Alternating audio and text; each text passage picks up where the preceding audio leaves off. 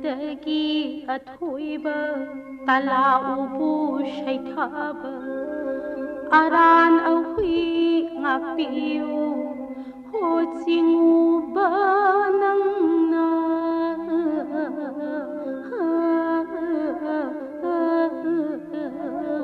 ubiu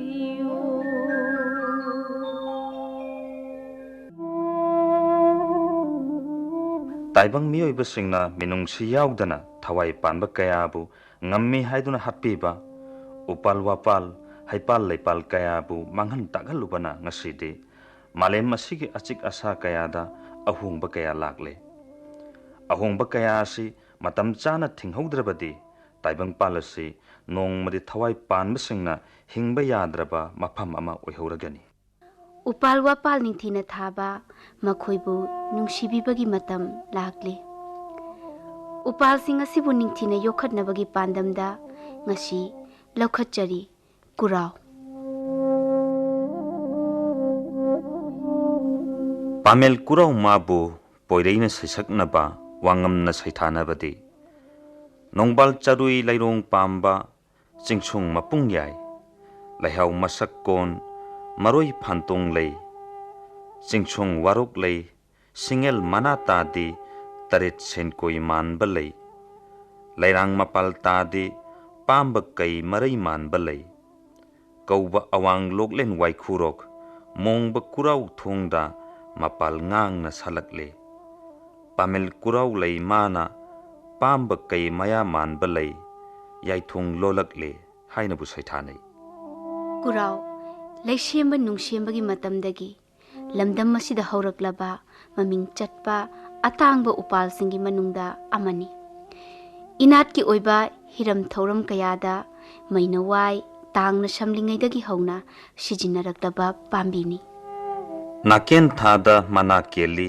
yengbada awabagi saklun pui urubu kanagi thamoi kaihalli yening thana laklabada anoubu yening hulaktuna usa pumba tanau mapal sayom sana salai ayengba kayagi thamoibu sumhathalli thoidokna mathot karakpa sabi sano kayagi thamoibu kangauna halli apam nungsigi ithak hawhalli khoining kaubi cheklana upalma gi phaira thakta tongduna angangba leirang leikadagi lahi pen chuptuna makhau pongna khongbadi taibang semba mapugi matik magunbu sakja sonjabani haina poireina saisaknei wangamna saithanei Kurao lamdam masida karamna haurakhiba karamna maming thonkhibage haibagi wari amalai matam kuirabaki mamangda maitrabaki lamdam malem laikoi pung asigi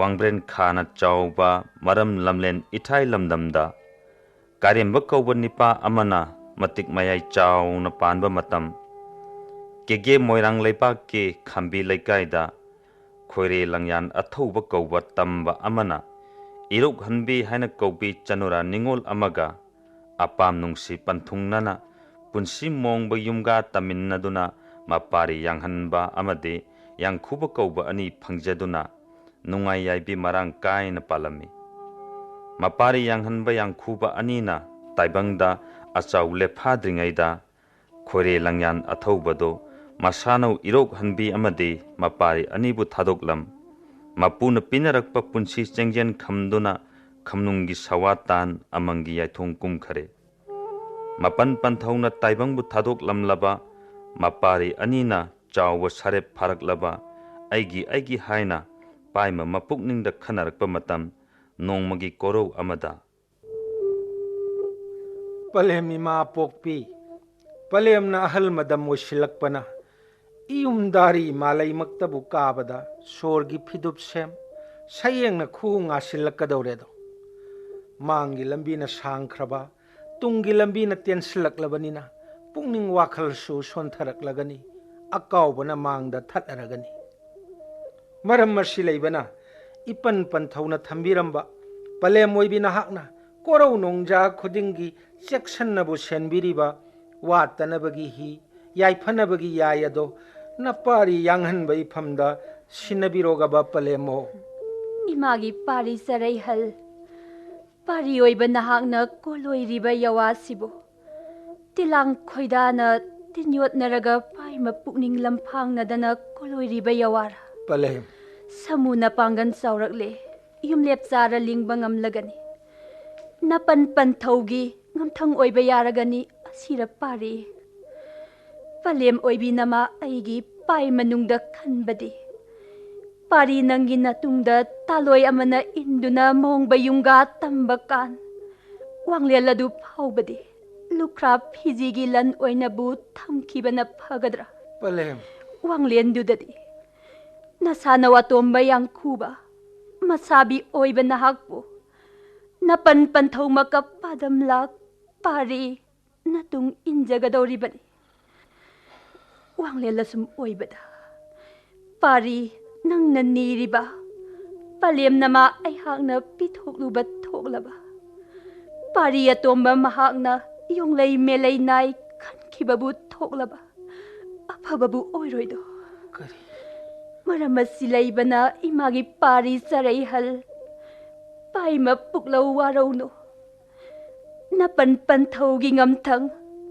Lukra namana hingli makairi. Palem oibi namana ngak sen kigeko pari. Palem nama aihakna kamnung sawatan amang taray kumkraba. Pari ahal nahaki oijahaw ko pari o. Palem oibi nayathang napari luda thongjaray.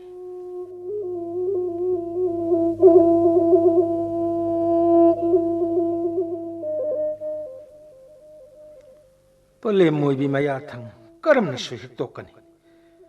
Sanauton yang khuwa leiriba makai. Palem oibi mafam langdagi sidayay nadayay oiba iyay si phangba kauba leikharoi. Kari karam tauraga sanautonbu taibang khongul mulan krasi. Eigi pai masi khoirang kreda. Isabi. Sanau. Isabi oiba nahakna samu mai thong ludalo wakhan na polom oibi babu. Tam oiba kanana laksa khudum sanbano. Nasana oiba ipamlang singnadana tambiyudo. Sanauton tambo oiba kanana laksa khudum chandedo. Yambong. Adum hekti oibada nang aigi palem se panthona su thadoklam mapari aikhoigi damak wajarik labinido. Asumba yawani do yambong. Munna taw sanauton palem oibi mahaksi ahal madambu oirakle samupangal mayang taredo. Yambong. Karigumba palemna malem taibang thadokna khamnung sawatan amang yaithong kungkhiba tarabadi. Kairo lekai mamangda nang ai ikai phirup khumlani.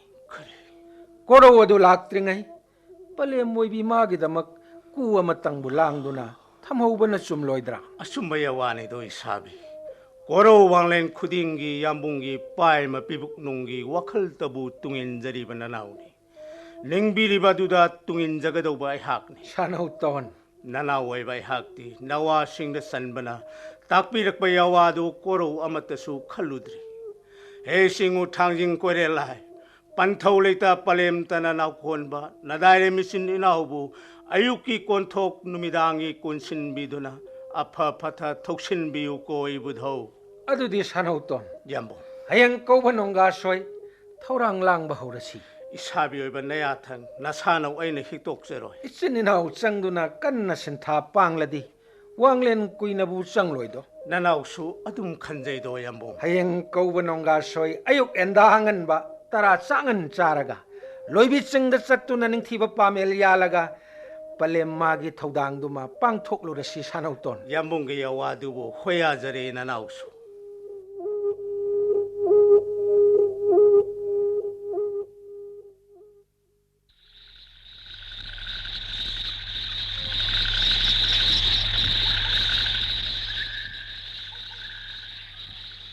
Yambong. Isabi oiba nahaka pamel se bhai singjang athauba samuleng da thongduna lamlen torbung lamjaulan khuga nambi marilgi maru tamna khungdoirak lamlen loksaw langdam yore do yambong. Sanauton. Saur ba loksaw mangwena ning thiba pamel ujauna masa mareng phanna bhauri ba 미행 상카이비우네 사비. 이사나우 파멜라시막티 빨래 모이비 마기다막 담바라 마택 짜레 칼레도나 얌바디 얌봉. 사나우 빠이마 비복농 까리 칼리바 징고이 얌봉이 뿡닝나 코이다바. 나 사나우 애기수 빰자버니. 마카 감도바 딱비로 얌봉. 사나우 돈 하우직티 파멜라 빰바수 팡레도 얌봉. 오루 마이사수 마칼리 양다우 람비 람상 콩갑 나후이 땀락바나 아와 휘종 랑레도 얌봉. 당라우 레이나 थियंबसु नलहित्री वांगलेन मिकुप खरदी Pammel सिगी मरुमदा मालंगी sick Thiem खिसी 파가니 얌봉.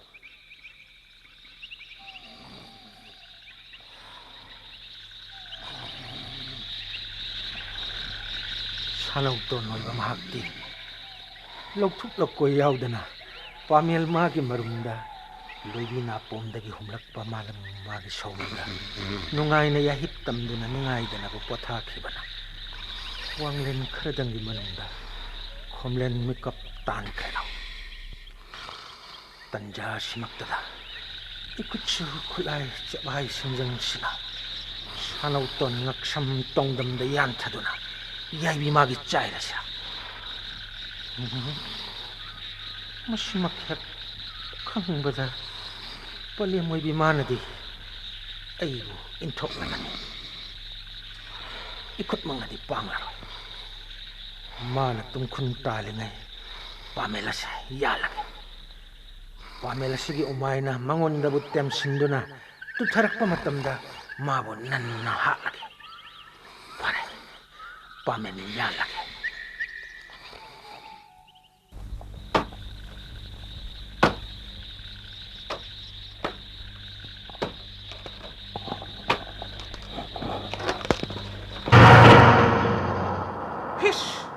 करी मतो कौबगे यंबोंग पामे उलजाओ सिन आइबु नलम थोलबा ननाउरी करी ओइगने सानौतोन इयामने करी तौरोइ खल्लुबनी यंबोंग इनाउगी पोथाबदु कायहन्निंगदना तौरुरबा थबकनी इबदौ थांजिंगी थौजानदगी नंग अइगी फत्तबा थोक्त्रेदो यंबोंग हौखिबदी हौख्रसनु नकुचु खुलाई पाइखल्लो पामेलु कक्तमलसी इबदौ थांजिंग कोरे लाइ मोइरांग लामोंग अरिबा पालोइ ताबा lining थौसी दबा इबंगो ngasi ko banong na dai mulle no makan bire ko na सानौतोन yambong पामेलु जाओ सिदी खोंग न लाउना हाइथरगा लोइबी चिंगमा यांगमबदा वंथखिदुना लमलेन लोकसाउगी लाइजे इचेल नकपा थेलदबु ताखरेद yambong यामबदी अवा हुजोंग लांगलेद नंगना हाना कुमदुना सिनबांगबबु हौरु phagani yambong ngahak pungwai pothabiyo फरे कुरेल सि साबा लोइरगा कुमाई तुनबा उपाकसु थिंदनबु सेमदोकलगे कुरेल अदु पलेमगी पदम लाकपा यारगद्रे यंगनबा माबु कुनुंगद यताहलगे तंजादुदा कुमाई अदु खुंजिंदुना लाइजे इरोनुंगदबु इंथखरगेदो सरिसो फै ngaiak pungoidum awa hujong langbasi malang isik thiamkhigi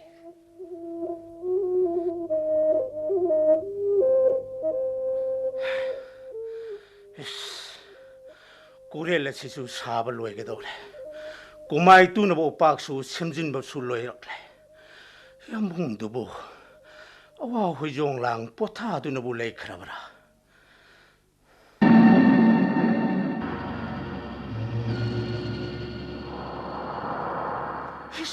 kali matong no tai bang wo inung yai yang khu banang bu pangganu nabudhau thangjing maya thang ayang lei manamana pauktak libase kawganu idai rem nahak na khomlen sang baya taringai pamel ma bu tuhanduna nayamung yang han bamahag na idai rem nangi ai bi chai rage tem sing banido yawa silai bana palem namagi kurel da nangi padam lauganu nayamana parak papandali nakut magna kumai tu na punna na bathaurang jaro he idai rem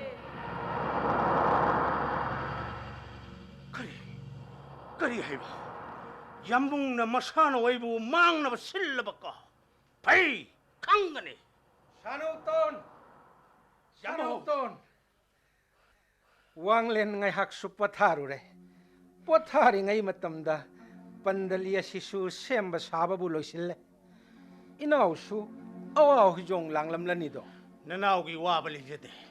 Semjeriba mawong si miyeng sangkaibi o yambung na. Isilinaw na sariba kuriela sibu. Palemi magi padamga sanaragadra miyeng sangkayune sanuton. Sanaw iba na hakna kunung dabu changduna. Palem padam sanaragadra amuktang di yang toksi. Yambung na takpiba hiktok jabadi na sade. Nanaw di yambagi irem kakne. Sawa sare padrido. Palem imaga sanaroy. Igi halsu wairaba sawa sare paraba yamba waiba na hakna. Palem gi padam sanagani. Yamba na mukti yang biko nanaw ko na yang jay. Pare pare. Yamba na hana yang lagi ko. Kangani na sarisa. Nanaw kumay siya mukta kupto ni yang jarake yambong. Yengo sanuton. Pandali si pachil lagi. May bumang na masimba. Yambong. Nanaw bu waraw bigano. Kari sanuton. Haujiti kuren nung nagilang tok pirake kan biragano. Kari. Palem mamata na pokpi barem kaki nanaw ni panchaw maging amtang iyam manoy ba ni? Sanuton. Nanaw panchaw sak na nangon bipam tok pa ni. Pum na magsige tayo na nanaw ay ba ihakbo yay bisay ka temseng ba haujik ti nanaw na langgoy challe do. Sanuton. Pare. Haujik ti ay nakariyamuk hayro gani. Nangyaning ba daw pangjaro. Adum hikti hoy bada kay naramday matamda nayambagi tawdri adumatangdi ay gikutta pangalo tawdri pandali si di tok laroy adudi karam na bupisige umit aho ba ma yambong aho ba si da pizari loksin biro tawdri lawkre ngasi kau benong sida kuren nung da yambung na kuga nambi turei tutek tungin na tau tabi kro matung thok ba punsidi mapumagi nung damni kainer siko yambung o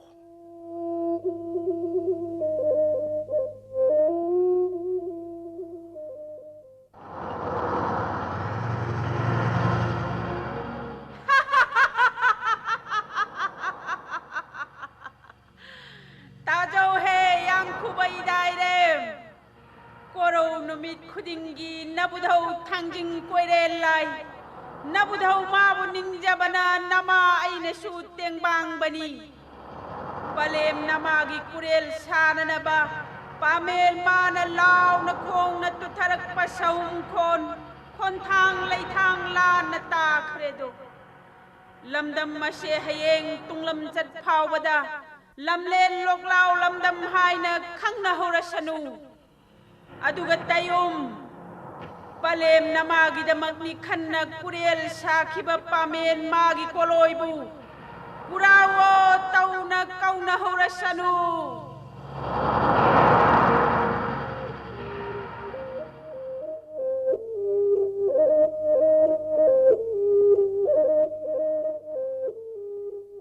Kurao kaukibagi wari amasu leiri Laishem kauba ariba kui lairik ki matung innadi Taibung panbagi mapu kuru sidabana kalen thagi humni panbada khordak ta khek na launa tarai kuruna angakpa matau oina arangba masik mangal galoina na tarakpada tala pamel amabu thengnaruduna kurugi matik mayai kayabu pamel mangonda changkhre kuruna khek na launa tarakpada pamel mangonda changkhre haibagidamakta Kurao tauna kaukhiye matam mamadadi yumthong khudingda Kurao na saba phan leinarami leitaba yawramde yumda mi lakpada phida thaduna harau harau nokpa haibase yelhongaidagi lamdam sida chanarakpa manatni Kurao phan da phamhalli hingchabi changba misakti Kurao phan da phamu yade hingchabi changi changde khangnaba Kurao phan bu thamnarambani ताइबंग मियोइबना मालेमदा खोंदारकपदा कुरुना मी मसागा लेंगमानबा अमबु लोइनबा हाइना कौदुना थाबिरई कुरुगी हक्चांगना ओनबा पामेल कुराव उना थवाई मिरेल माबु फानबा हंगचन्ना थमनये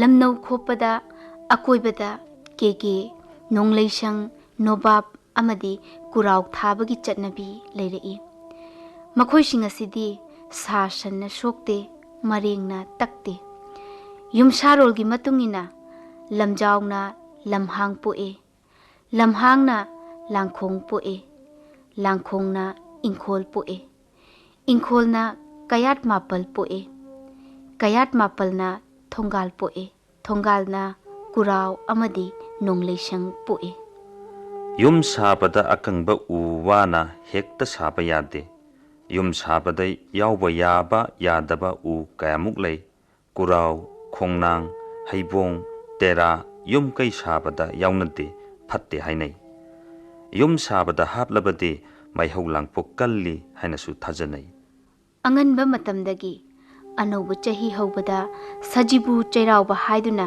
मथेल मकोई सेमदुना इनात की ओइबा लाइनिंग लाइसोलगा लोइनना थौरम पांगथोई नुमितसिदा मथेल सेमबदा थोंगलिबा एनसांग अदु कुरावगी खाबैना ओटपगी चटनबी लेरई ngasisu adumak uba phangnari Kurao खाबै सिजनबगे मरम अमा लै साजिबु लैखुन तौबा मिरेल पाबोट लोनबा सिंथेक्पा सिंथाबदा सही अदुगी ओइना इमुंग अदुगी मिपुम खुदिंगमक यावदनबा थवाई मिरेलबु फाजिनदुना थमनबगिदमक्ता कुरावना खाबै ओइनबनी lamdam asida khundaribा tongan tongan ba kanglupsing asinasु कुरावबु लुना लौनरई कुरावना खुनथोंग थिंगबा हाइबगी चटनबिसु लेरई खुंदा असियना तिंजेत लायेत प लैतनबा अराक अखंग तौदनबा लानगी सहुम फंगदनबा कुरावना खुनथोंग थिंगनरकपनी कुराव सिजनबगी तोंगानबा मौंग अमसु लैरी ताइबंग मीना मपुगी सिंथाबु पांथोकनबा कोइजाइनरुबदा अथक अखंगी सादोंग ओइबी लाइरेंबी इमाबु थेंगनरुई थेंगनरुबा महाक अदुगा अमुक थेंगनरुबदा अना अयेक थोकपा याय मसिबु नुंसित चंगबा नत्रगा हिंचाबी चंगबा हाइना खंगनै मसिदगी ngaktoknaba कुराव अंगौबा हकचांगदा पगनरई अंगांगबा कुरावदी सिजनदे युमगी चंगफम ओइरिबा थोंजिंदा सागी तिंखंग अमदी कुराव थेतुना थंबगी चटनबी लेरई मसिना युम अदुदा अराक अखंग तिनमु लाइमु फत्तबा चंगबा ngamde हाइना थाजनरई पामेल माबु सैसागनाबा वांगमना सैथा नबदी नोंपाल सहुई लैरोंग पांबा सिंसोंग मपुंग याय लैहाव मसकोल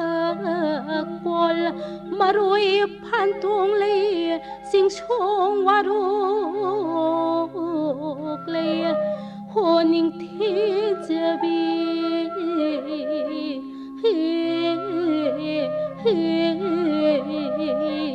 पामेलनी सिंगेल ना ताबदी तारेत सेन कोई मान बलै लैरांग मपाल ताबदी पाबा कैरै मान बलै कौबा अवांग लोकलेल वाई खुरो मोंबा कुराव थोंदा मपाल बुंगांगना ngang साथ लगे पामिल कुर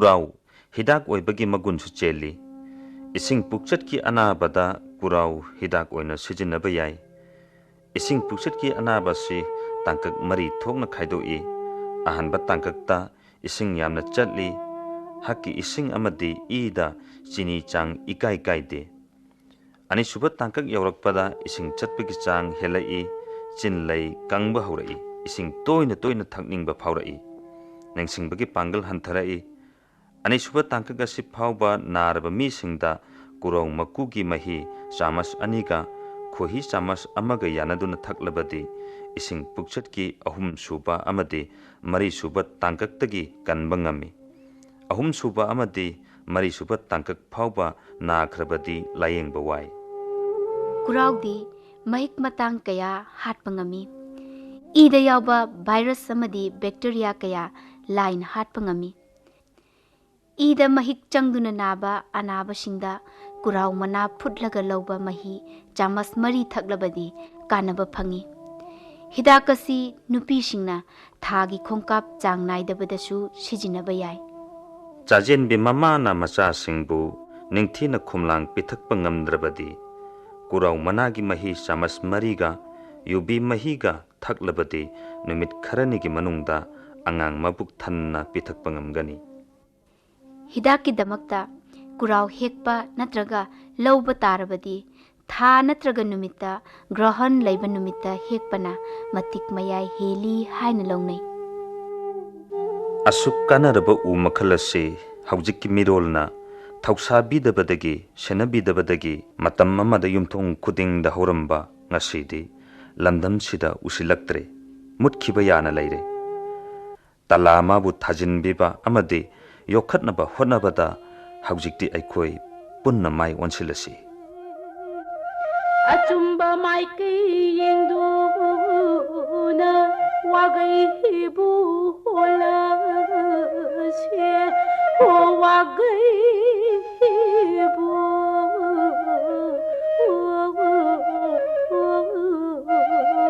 hola se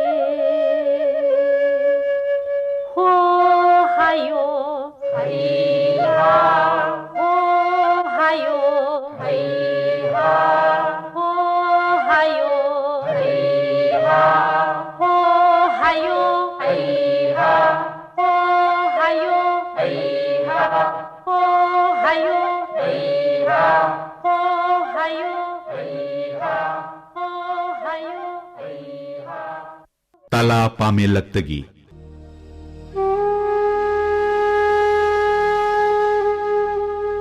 Radio serial asida saruk yabiki basing Lilada Nongmaithe Muhindro Singh Loitongbam Brajamohon Salam Bandana Yumnam Malabati Amadi Nongmai Kapam Premila Devi Kunungi Saida Kangabam Sorodhoni Konjelda Khwairakpam Sundar Amadi Khwairakpam Minaksi Aiba Dr. T.B. Singh Puthokpa MAISNAM BIRAMANI Singh Puthokpada Tengbangba Noren Leitanthem